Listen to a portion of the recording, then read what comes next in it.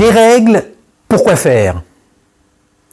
De quelles règles avons-nous besoin dans les organisations pour rentrer en pleine santé et en pleine sécurité? Ne sommes-nous pas étouffés par toutes ces règles?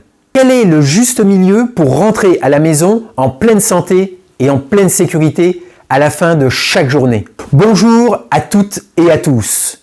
Que vous soyez dirigeant, directeur, cadre, superviseur, préventeur ou employé sur des sites industriels, administratifs ou commerciaux, je vous souhaite la bienvenue sur la chaîne YouTube Culture Santé Sécurité. Je suis David Voluère, fondateur et dirigeant de Culture Santé et Sécurité. J'aide et j'accompagne les personnes et les organisations qui ont encore des accidents ou des maladies au travail à construire un état d'esprit, un leadership et une culture santé-sécurité qui permettent à chaque personne, chaque jour, de repartir à la maison en pleine santé et en pleine sécurité pour profiter de la vie après le travail, et ce, quelles que soient les activités et les dangers. Aujourd'hui, je voudrais vous parler des règles en matière de santé et de sécurité. Le monde réglementé. Nous vivons aujourd'hui dans une société très réglementée. Certains diront même trop réglementée. Pour vous en rendre compte, prenez le code du travail ou le code de l'environnement ou même encore le code de la santé. Ce sont des milliers de pages qui réglementent nos vies pour notre bien. Le problème est qu'il est presque impossible de lire et d'assimiler toutes ces règles. Nous sommes en saturation d'informations. Et si cela n'était pas suffisant, nous rajoutons dans nos organisations une multitude de règles pour préserver la santé et la sécurité du personnel. Toutes ces règles sont empilées dans des beaux classeurs que seuls les responsables santé et sécurité ou les auditeurs externes prennent le temps d'essayer de comprendre sans les appliquer. Sommes-nous vraiment dans le besoin d'accumuler autant de règles pour préserver notre santé et notre sécurité et celle de nos collègues? Ma réponse est que nous avons besoin de règles pour fixer un cadre avec des règles du jeu. Cependant, trop de règles est contre-productif, puisque dans la réalité, les personnes les plus concernées, celles qui sont au contact des dangers sur le terrain, n'ont pas le temps de toutes les lire, de toutes les comprendre et encore moins de les appliquer à la lettre. Commençons par quelques avertissements sur les règles. Développer des règles ne permettra jamais à une personne d'augmenter sa vigilance, sa volonté et son attention. Les bénéfices de la règle dans la prévention des accidents ne sont pas nuls, mais ils sont très limités. Faire reposer la prévention sur les règles et l'application des règles est une totale hérésie. J'ai mis des années à en prendre conscience. La règle ne permet pas de développer la volonté, la vigilance et l'attention de la personne au moment où elle est exposée au danger. La règle permet au maximum d'apporter des connaissances, des intelligences et d'orienter la personne vers des pratiques sûres, puisqu'il est impossible de décrire toutes les situations d'exposition à des dangers. Comme je le mentionne dans mon livre « L'état d'esprit sécurité », la sécurité, c'est la réalité opérationnelle, pas des classeurs. Nous avons souvent tendance à penser ou à espérer qu'une belle procédure ou une belle instruction de travail ou une belle fiche de poste, etc. seront appliquées et respectées à la virgule. C'est une des plus grandes erreurs que j'ai commises pendant des années. Pour reprendre l'aphorisme d'Alfred Korzybski, une carte n'est pas le territoire qu'elle représente, mais si elle est juste, possède une structure similaire à ce territoire, ce qui justifie son utilité. Il en est de même avec les procédures et les classeurs santé et sécurité. Les procédures, les consignes, les fiches de poste ne sont pas la réalité opérationnelle, mais si elles sont bien écrites, possèdent une structure similaire à la réalité opérationnelle, ce qui justifie leur utilité.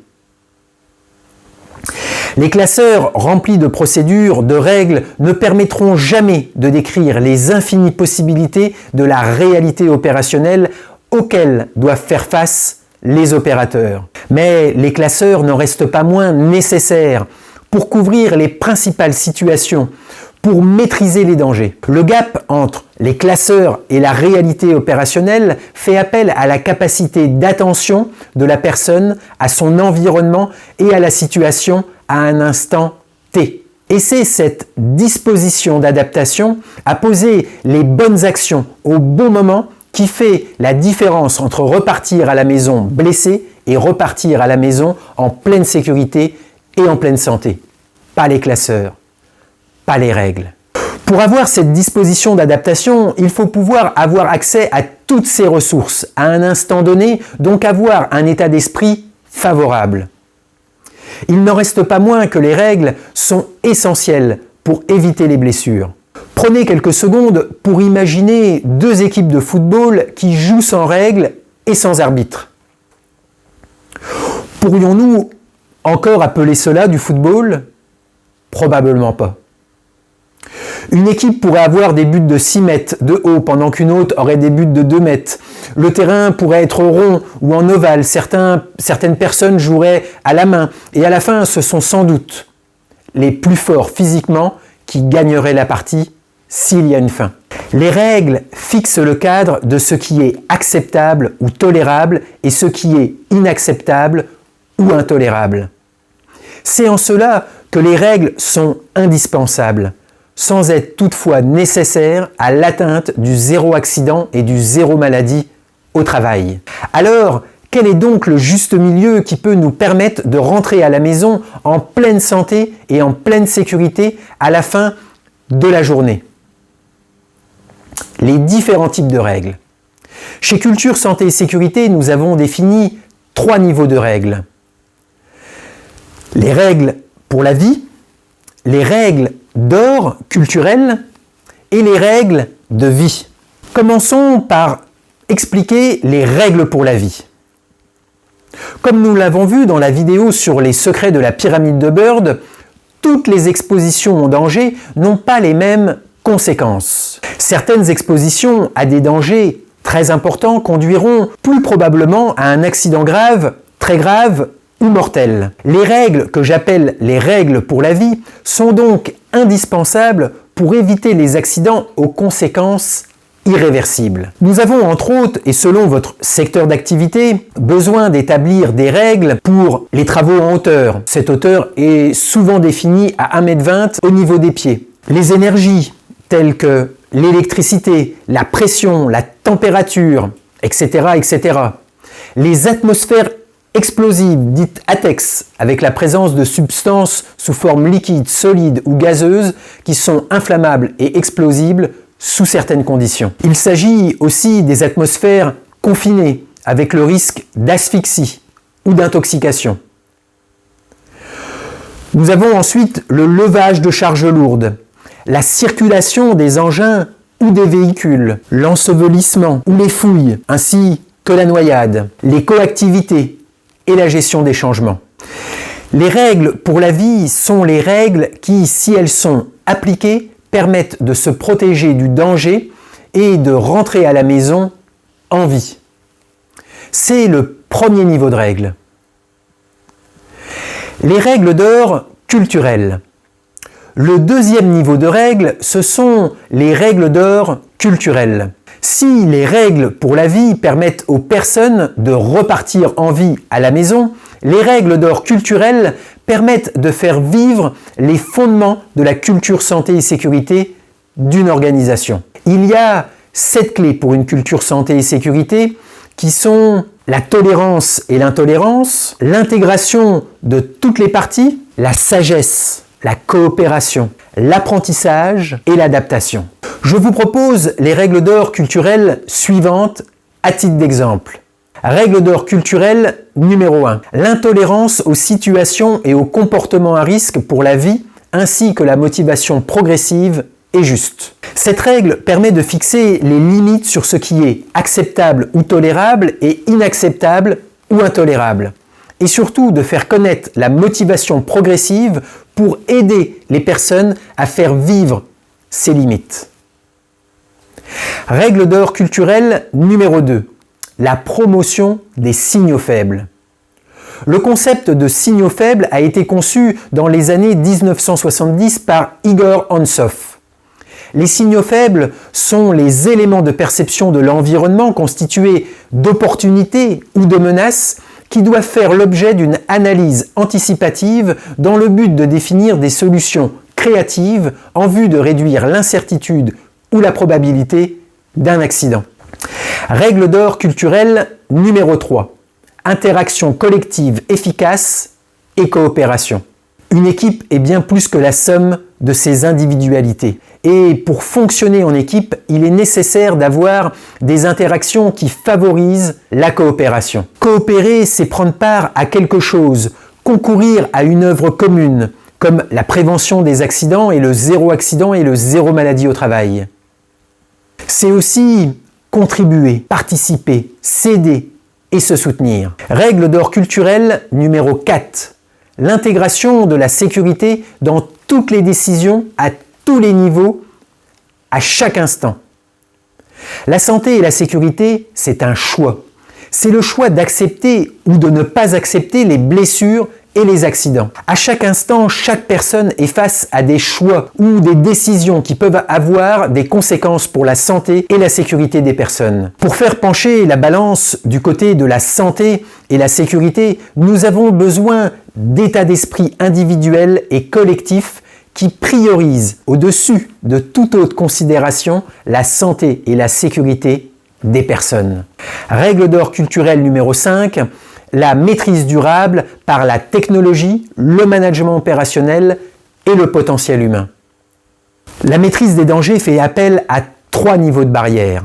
Les barrières techniques, les barrières organisationnelles avec le management opérationnel et enfin la barrière humaine. C'est la technologie et les avancées techniques et organisationnelles innovantes qui peuvent aider l'être humain à rester la dernière barrière ultime et efficace contre les dangers. La clé de la réussite est dans l'intégration pertinente des nouvelles technologies, des systèmes d'organisation et du développement du potentiel humain. Voilà, les règles d'or culturelles permettent de faire vivre les fondements de la culture santé et sécurité d'une organisation et de promouvoir un état d'esprit collectif.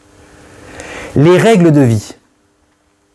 Le dernier niveau de règles, ce sont les règles de vie. Si les règles pour la vie permettent aux personnes de repartir en vie à la maison, si les règles d'or culturelles permettent de faire vivre les fondements de la culture santé et sécurité d'une organisation et de promouvoir un état d'esprit collectif, les règles de vie permettent d'éliminer les blessures réversibles. Je vous en propose quelques-unes à titre d'exemple. Règle de vie numéro 1, réfléchir avant d'agir et agir en prudence. Réfléchir avant d'agir et agir en prudence, c'est la création d'un automatisme de prudence qui permet à une personne d'avoir des habitudes vertueuses en suivant un process en 5 étapes. Étape 1, la perception d'un signal. Étape 2, stop et réflexion. Étape 3, la décision sûre. Étape 4, attention et vigilance. Et étape 5, la fierté. Règle de vie numéro 2, porter les EPI, équipements de protection individuelle. Dans de nombreuses organisations, il existe des dangers qui exposent toute personne à des blessures possibles, pour lesquelles des protections individuelles sont nécessaires. Par exemple, des environnements bruyants, des projections de fluide dans les yeux, des charges qui peuvent tomber sur nos pieds, etc., etc. Des dispositions sont nécessaires afin de protéger continuellement les personnes contre ces dangers avec des protections individuelles. Règle de vie numéro 3. Tenir la rampe et emprunter les passages piétons. Dans la plupart des organisations, il existe des escaliers et des interférences avec les véhicules. Il est donc opportun d'avoir une règle de vie générique.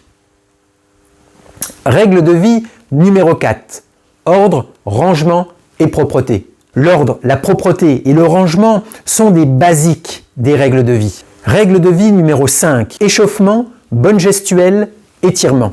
Il n'y a pas de bonne activité professionnelle sans une bonne activité physique. Le corps humain est constitué de centaines de muscles, de tendons, de ligaments qui permettent au corps de se mouvoir et d'entreprendre des activités quelles qu'elles soient. Pour prendre soin de son corps et de son état d'esprit, il est nécessaire de pratiquer avant toute activité des échauffements, d'adopter les bonnes postures en fonction de ses capacités et de pratiquer en fin de journée des étirements. Règle de vie numéro 6. Matériel en bon état et approprié.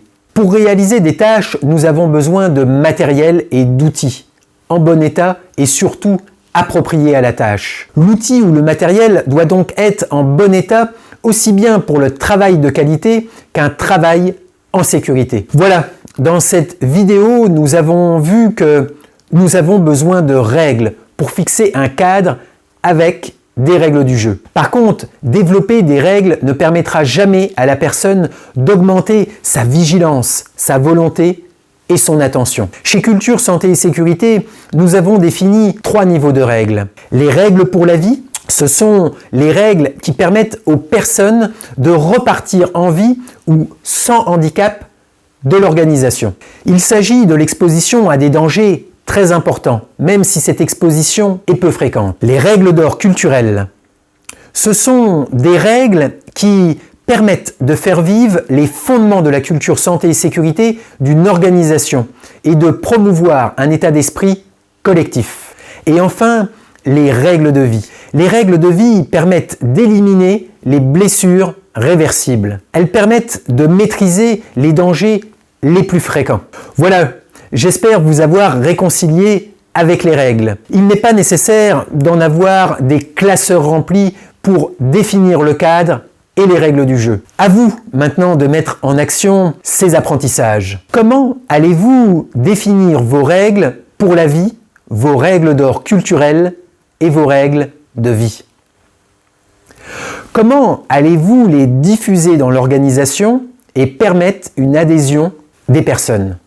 Je reste bien évidemment à votre disposition pour vous aider et vous accompagner sur la route du zéro accident et du zéro maladie au travail. Je serai bien évidemment heureux d'avoir vos retours et vos partages dans les commentaires. Si vous avez aimé cette vidéo, je vous invite à la partager avec vos proches, avec vos collègues, à la liker. N'hésitez pas aussi à laisser vos commentaires. Tous vos commentaires, vos likes, ou vos recommandations que vous allez faire sont pour moi autant d'encouragements qui me permettent de vous partager encore plus. Si vous ne l'avez pas encore fait, je vous invite aussi à vous abonner à la chaîne Culture Santé et Sécurité.